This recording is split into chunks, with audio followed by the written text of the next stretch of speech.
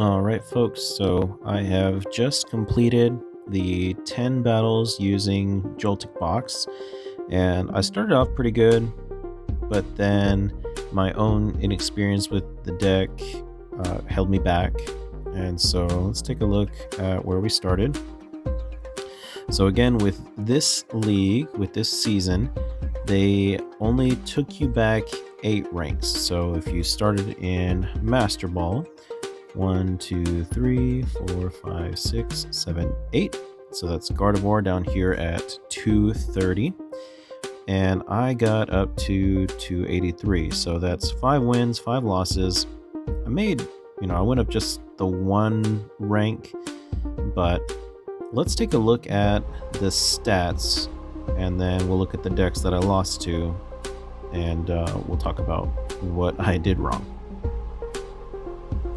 Alright, so as I said, we started with the Joltik Box and 5 wins, 5 losses. So the decks that I beat, Charizard EX, then there was a Teal Mask Ogerpon / Hydrapple deck, beat Gardevoir twice, and I also beat a similar Joltik Box.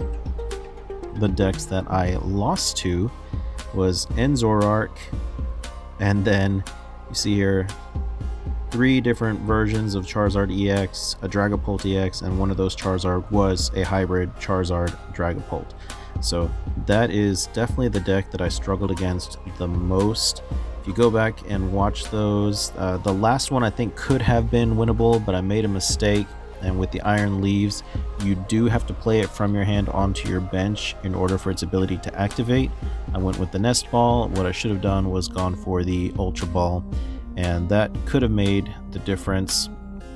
There were other times where I tried to get too aggressive with the Amp You Very Much, and the more prizes you take, the stronger Charizard is.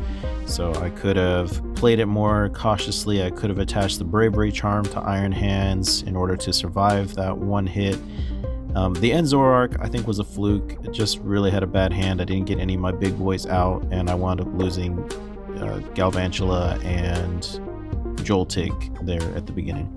But like I said, 50-50, so 50% win rate on this, and that's all that I've done so far competitive this season. So I'll be curious to see that as I move on to the other decks, if my win rate improves. I mean, 50% isn't terrible.